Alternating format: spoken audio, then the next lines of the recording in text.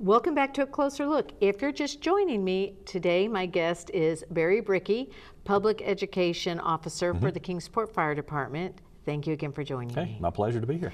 Now, we were talking about some upcoming events. On the 27th, the week of the 27th, what's going on? Well, we have Child Passenger Safety Week coming up. Okay. And what that is the time dedicated every single year for the safety of our little ones while they're in their car seats inside the cars.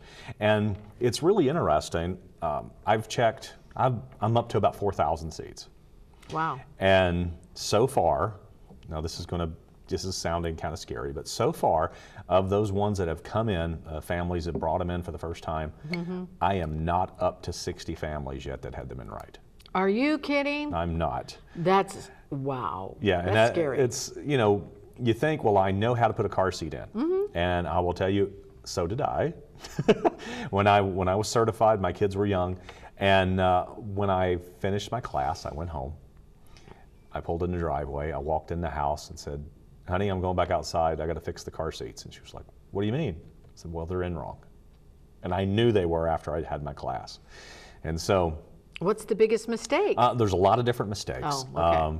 One, for a rear-facing seat for an infant, it's about making the seat and the base, well, actually making the base level. And if the base is not level, then the child is slumping over. And and they sell all kinds of little extra padding to help keep the kids' heads from bobbing and things like that. But if the seat is level, then it's not going to happen. If the seat's level, the child should be laying back in it, looking really comfortable, like they're in a recliner. Wow. The second one after that is belt placement. A lot of times the belts are up too high. In a child rear-facing, where the belt goes through on the child seat is always below their shoulder. And a lot of people, it may be high and they'll just stick the child in there. Also with those belts is the placement of the buckles, the chest buckle that should be here in the center of the chest, pointing at the armpits. A lot of times it's way too low. It's down below the sternum on their stomach, and if it's down there, they can actually become partially ejected. If you were to have side impact or a rollover, they could come out. And it needs to be up center of the chest at the armpit level to where the straps on the shoulders, you can't pinch them. It doesn't need to be super tight, like tight, but it's just tight enough to where you can't pinch those belts. And also making sure that it's properly buckled into the vehicle, whether it is using the latch system or the lap shoulder belt. And I say or because so many times I see where dads put them in.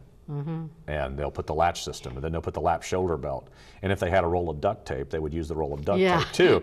But it's like, is it more better? No, it's not, because the seat, a rear-facing seat, actually does something that's called cocooning, and where it's nice and tight and snug against the vehicle seat, the back of it comes up, and it's supposed to. And what that does, it helps surround the child in an accident, the cocoon, and it helps dissipate the force of an accident. And so we want the seats to do what they're designed to do.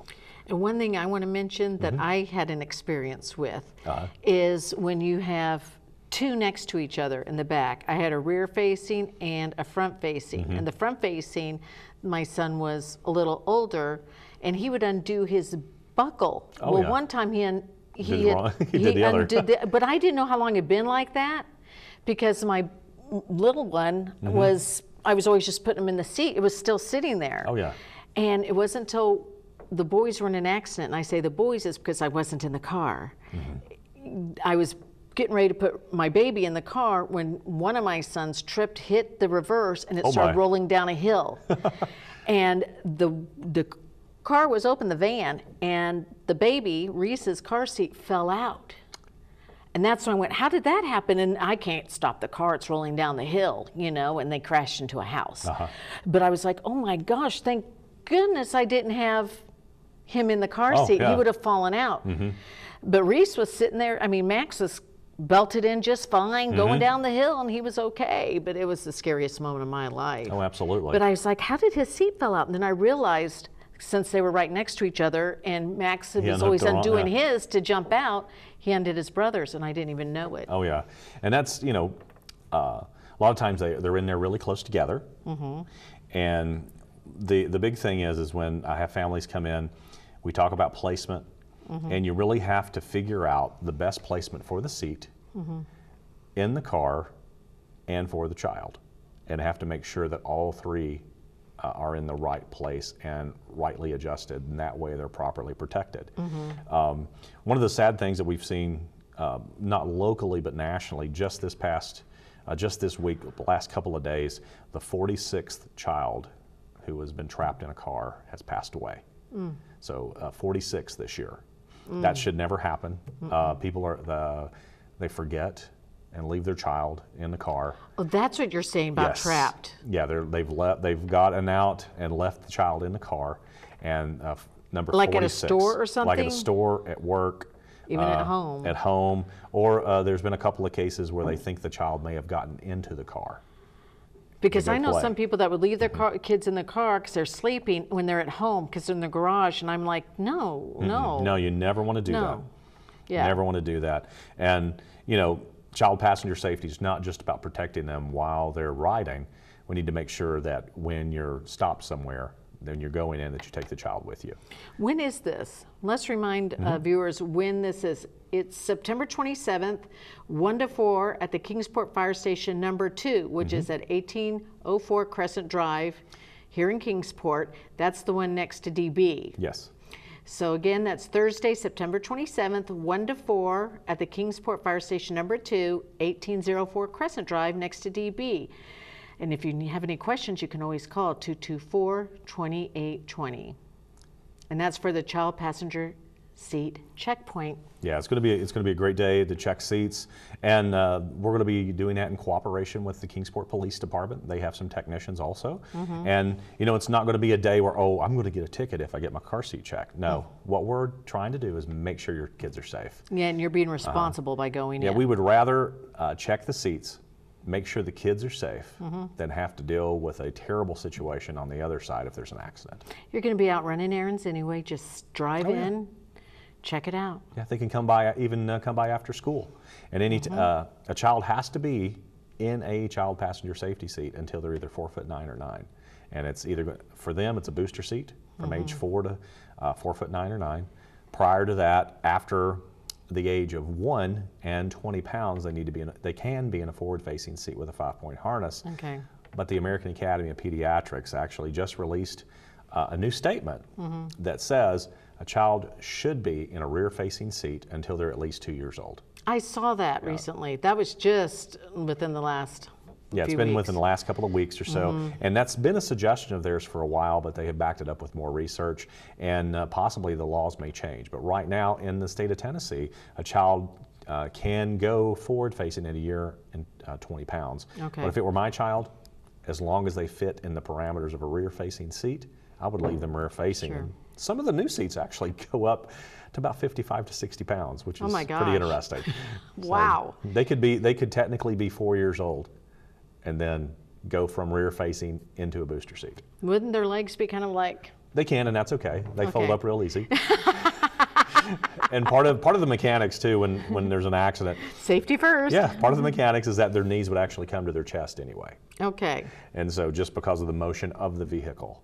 And so, their legs being up there is okay.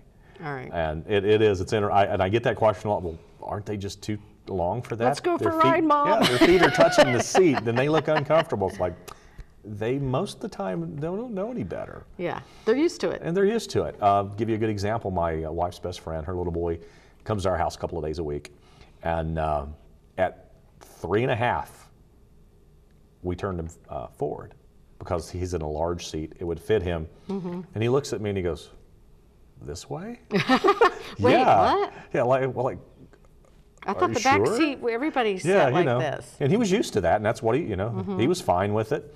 And currently, he's still small enough to fit in a forward-facing seat with a harness, just because the seat's larger. I mean, he could technically go to a booster seat, but he still fits well in the other seat. And it has lateral head protection on each side in case there's a side impact.